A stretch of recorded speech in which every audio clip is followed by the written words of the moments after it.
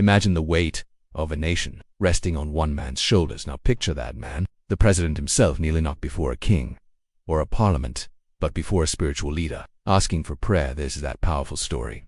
Stay with us to understand why this happened and what it means. And if you're new here, subscribe so you don't miss stories like this. Stories that touch the soul and reveal the heart behind power. The presidency, the highest seat of power, carries a burden few can truly comprehend. For President BOLA AHMED, assuming leadership meant inheriting the hopes, the dreams, but also the immense challenges of a nation as vast and complex as Nigeria is a role that demands sleepless nights, constant vigilance, and decisions that impact the lives of millions, a responsibility that can feel overwhelmingly heavier, while glittering with authority, is lined with thorns of difficulty.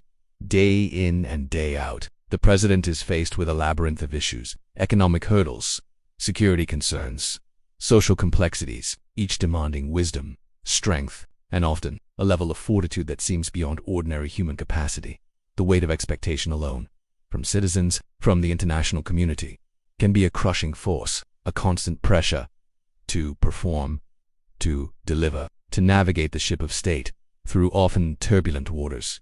It is a position where the usual comforts and certainties of life are replaced by the relentless demands and profound isolation of ultimate decision-making in the quiet moments, away from the cheering crowds and the official protocols. Behind the impenetrable walls of power lies the human being, grappling with the enormity of the task. Even with the best advisors, the most advanced technology, the vast resources of the state, there are moments, perhaps many moments, when the sheer scale of the problems, the depth of the needs, and the uncertainty of the future can lead to a deep sense of need, a recognition that human effort, no matter how determined, has its limits. It is in these moments of profound realization that the search for strength beyond the temporal begins to take hold. While the world of politics operates on strategies, negotiations, and a careful exercise of power, there are dimensions of leadership, particularly in a nation like Nigeria, that extend beyond the purely physical and political. The challenges can sometimes feel almost spiritual in nature,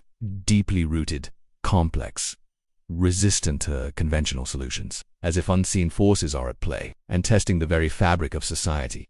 Recognizing this, acknowledging that not all battles are fought or won with earthly weapons, is a mark of profound insight, a wisdom that understands the limitations of worldly might. In the face of difficulties that seem insurmountable, when human wisdom feels insufficient and political solutions appear elusive, there is a natural turning, for many, towards a higher power. It is a search for divine guidance, for spiritual intervention, for a strength that flows from a source greater than any earthly institution or individual. This yearning for spiritual support is not an admission of failure, but rather a humble acknowledgement of dependence, a recognition that some burdens require assistance from realms beyond our immediate comprehension. It is the leader, understanding that true authority and lasting peace often derive from and are sustained by a connection to the divine. This search for something more, to seek out spiritual counsel, specifically from Apostle Joshua Selman, a respected voice in the spiritual landscape of Nigeria, known for his depth of insight, his fervent prayers,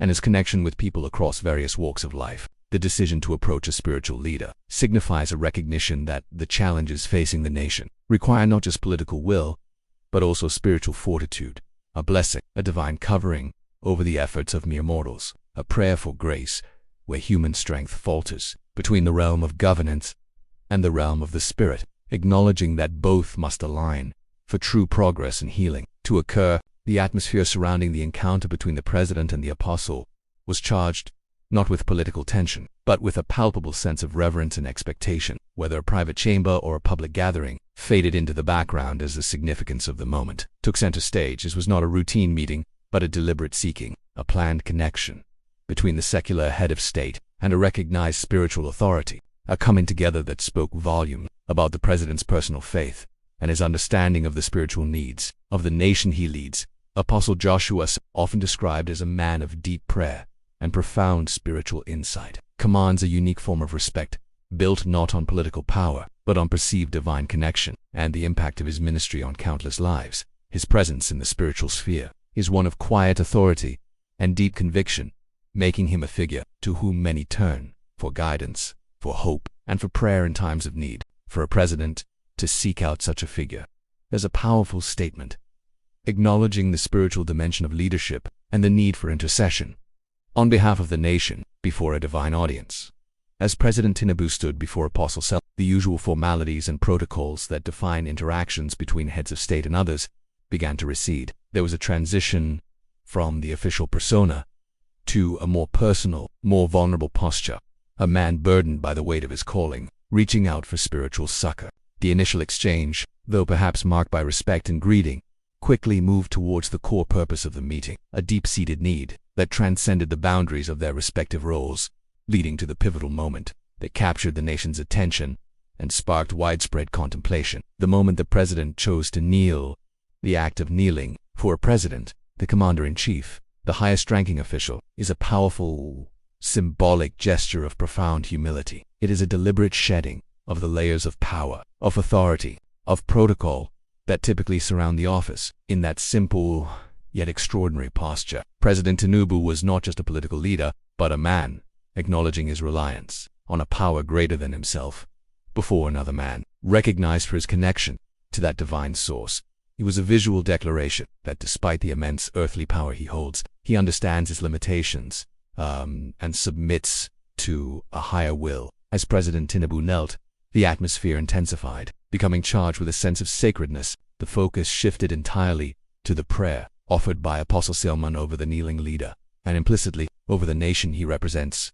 The words spoken, though perhaps private in their specific articulation, were undoubtedly a plea for wisdom, for strength, for divine guidance, for peace, for prosperity, and for healing. For Nigeria, it was a moment of intense spiritual vulnerability, a leader laying bare his dependence, trusting in the power of intercession to bring about change and stability in a nation desperately in need. This scene of the president kneeling before the apostle, asking for prayer, is not merely a photo opportunity or a political stunt, as some might cynically suggest. It is a raw, human expression of faith, of need, of hope, held by many. That leadership is not just about policies and economics, but also about spiritual grounding, about seeking divine favor, about leading with a heart that is guided, or at least seeks to be guided, by higher principles.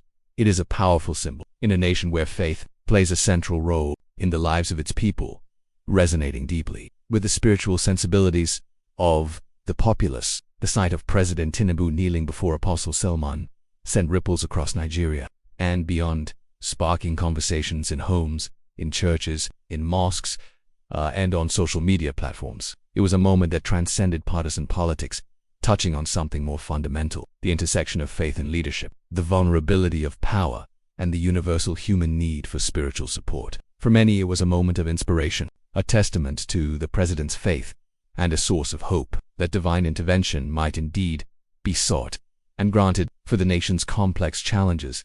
This powerful image carried a profound message, particularly to a nation where faith is a cornerstone of identity and daily life. It demonstrated that even those in the highest positions, with access to immense resources and influence, recognize the limits of their own capabilities and the necessity of seeking help from a higher power. It highlighted the role of spiritual leaders, not just as guides for individuals, but as voices capable of interceding on behalf of the collective, praying for the well-being and destiny of the entire nation. It was a visible reminder that leadership, in its most profound sense, involves humility and a recognition of a dependence on forces beyond human control.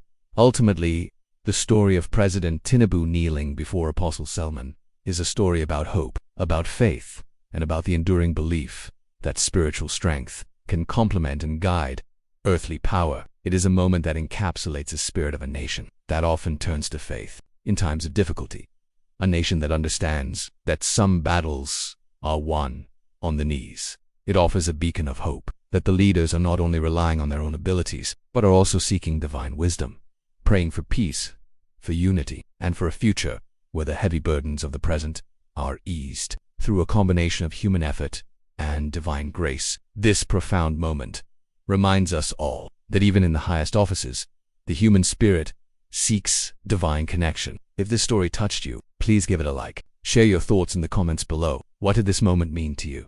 And don't forget to subscribe, joining our community for more powerful narratives that explore faith, leadership, and the human journey.